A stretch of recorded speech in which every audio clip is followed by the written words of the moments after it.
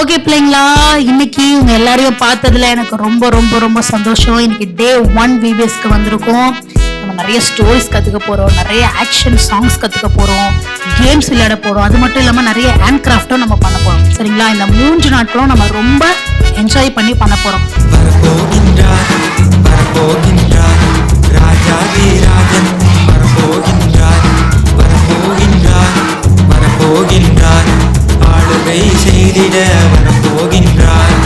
உன்னிடத்தில் நீ அன்பு கூறுவது போல் பிறரிடத்திலும் அன்பு கூறுவாயாக.